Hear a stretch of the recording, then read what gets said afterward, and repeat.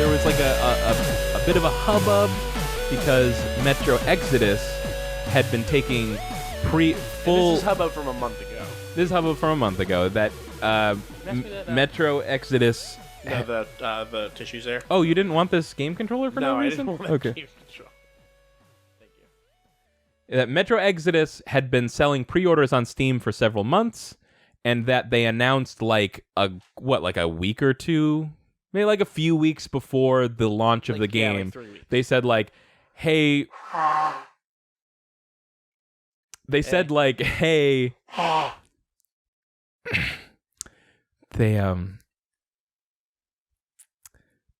They said, hey.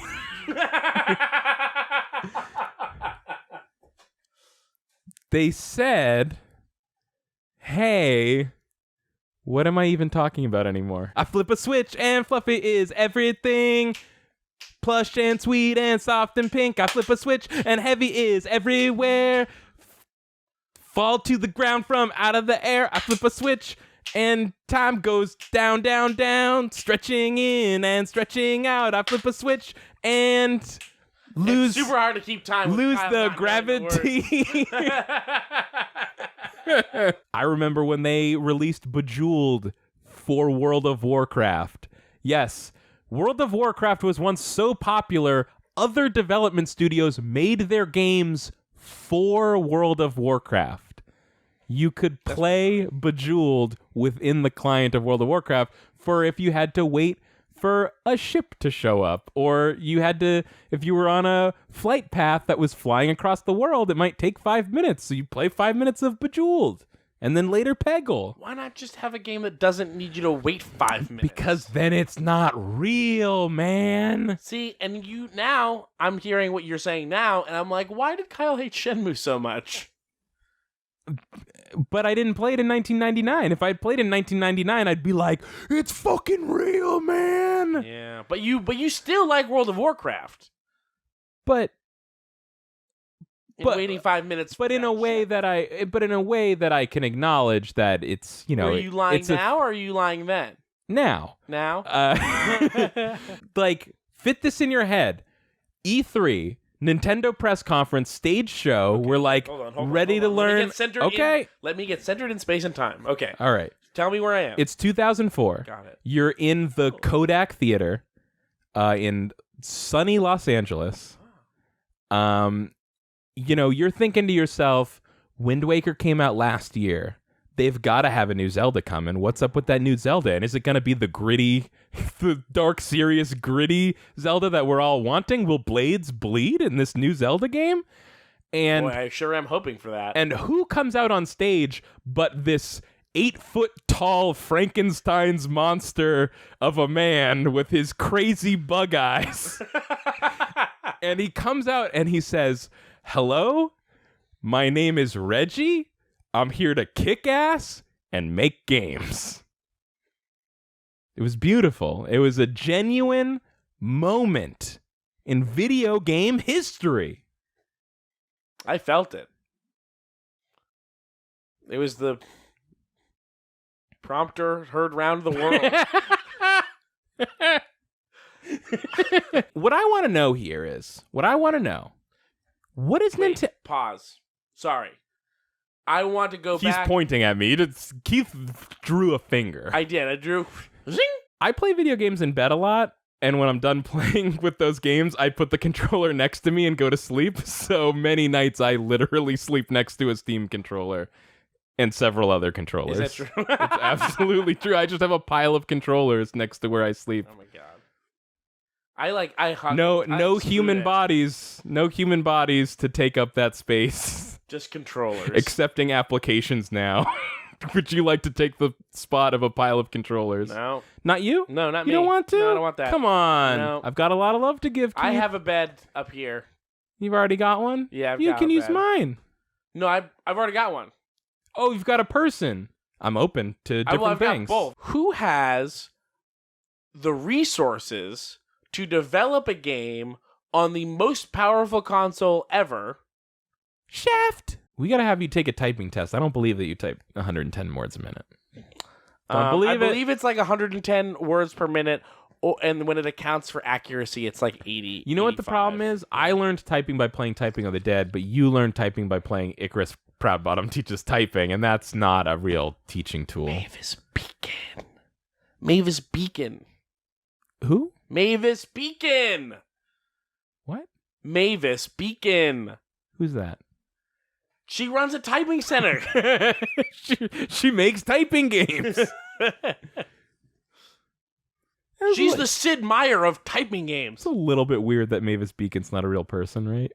It's like, is Mavis Beacon not a real person? not a real person. Are you sure? She's like the Carmen Sandiego of typing games. Where in the world is Mavis Beacon? We have a follow-up from Tom, another email. He says, also, what about that Tetris 99? I don't know about that. You don't know about it? No. You don't even know what it is. No, I mean, I guess it's a 20-year-old Tetris. Because it's from 1999? Yeah. That's a good guess. Mhm. It's not. You don't know? You haven't heard? It's Battle Royale Tetris. 99-player Tetris. Is it really? Yes. It's really good, and it's free. How does the circle get smaller? On Switch, no, it's just when you lose, when your blocks get up to the top, you're out, and then the number gets smaller and smaller. And it's got What number gets smaller and smaller? the number of players in the game. That's not Battle Royale. That's just 99 players. That's what Battle Royale is. No, the circle gets smaller. Every Battle Royale has circle gets smaller. You know how you can buy, like, things of just Oreo filling or, like, just bags of crushed Oreos for other things? I didn't know that you could buy a bag of Oreo lard, but I did know that you could get crushed Oreos. Okay, so we gotta call up Frito-Lay, and we gotta find, I'm sorry? Hydrox. Hydrox. Okay, Think about it. right. I'm thinking. Let's do that. That's not where I'm going. Okay. I'm not interested in sandwich cookies. Okay. This is I'm using an analogy. Okay. In the same way that you can buy the component pieces of Oreos to do with them what you will, we need to call up Frito-Lay. We need to get our hands on some industrial-sized bags of Doritos Nacho Cheese Dust. Mm-hmm. Then we got to get some sea salt Lay's Poppables, because that's a thing that they sell. Dump that cheese dust on those Poppables. Maybe we've just recreated Doritos 3D. No, because the Dorito is a corn chip, and the Lay's Poppable is a tortilla. A potato chip.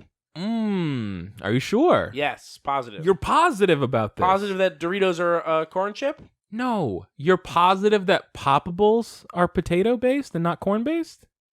Yes, yeah. It's Lay's. What? Lay's is a potato company. What? But Lay's also makes Doritos. But Lay's is the potato arm. We'll see. How can you not tell? You're the one eating them. I just never thought about it. I mean, you're right. They're probably potato, but Yeah. I'm just saying if we've got nothing else, you know? Ooh, perfectly poppable, crispy potato bites. Yeah, there you go. Of course. How could I And have been honestly- so fucking foolish? Yeah, you're a fool. Ugh. And honestly, and if we're being honest, But do you know, for a fact, no. or do Honestly, you know no. for a fact, do What you I'm saying honestly know that, Do you know? no, but do you know that honestly, for a fact, did you know That probably factually that, Doritos do you know are probably corn for a and fact that Doritos 3D were not potato based? How do you Yes. know? You know that? What? How do you know that? Why would they be potato based? They wouldn't be Doritos 3D. They would be Lay's Poppable 3D. The Dorito, Wait, Lay's Poppable. no, the Dorito identity is more aligned with the dust than with the constituency of its chip. That might be your perception of it, but the original Dorito recipe was just a fucking corn tortilla chip. But It didn't have dust. I'm not talking about original. I'm talking about the modern perception, the modern It's the same identity chip. of the Dorito. It's the same chip. They just But 3D was a different chip. opportunistically embraced the edgy, dust-based snack identity of the 90s and early 2000s. See, Keith and I have very tortured relationships with Doritos brand. relationships with Dorito brands because we grew up in the 90s, and in the 90s, for all, if not most of that decade. You're talking about the culture war? I'm talking about how in that era, Nacho Cheese Doritos and Cool Ranch Doritos, The culture war, yeah. they were called Nacho Cheesier and Cooler Ranch. Uh-huh. And I was always like, what the fuck does this mean? Cheesier than what? Cooler than what? Cooler, like a cooler you put drinks in? Okay, Like that kind of ranch? You're talking about a different war. I'm talking about... I thought you were talking about the war between the Nacho Cheese Dorito eaters and the Cool Ranch Dorito eaters. Oh, wow. I didn't even think about that war. Because, like all wars, the true solution is to lay down arms, to join hands, and realize that all Doritos are created equally, as long as you're only talking about Nacho Cheese and Cool Ranch, and the other ones are definitely below those. Right, yes. But as long as we can agree that they're equal in that we should all respect each other, but also that Nacho Cheese Doritos are better tasting than Cool Ranch. I don't know about but that. equal in, like a lesser sort of feel. You're saying what you're saying is you're like all Doritos are equal, but we should maybe keep them separate. Not separate, Okay. together, but separate. to a point.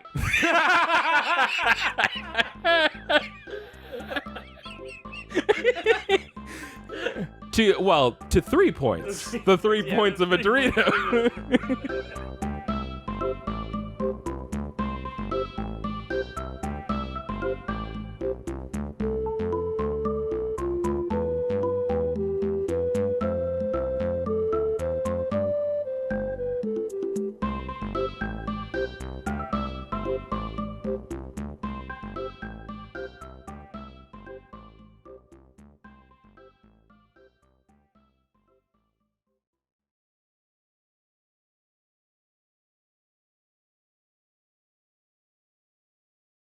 So, do you recognize any of these men? I was hiding in the bathroom stall, so I didn't see his face, but I heard him. He was singing along to the music at the bar. Do you remember what he was singing? I think it was that song, I Want It That Way. Backstreet Boys, I'm familiar.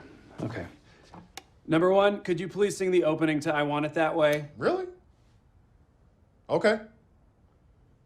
You are my fire. Number two, keep it going. The one desire. Number three. Believe when I say. Number four. I want it that way. Tell me why. Ain't nothing but a heartache. Tell me why. Ain't nothing but a mistake. Now number five. I never wanna hear you say, Woo! I want it that way. Ah, chills. Literal chills.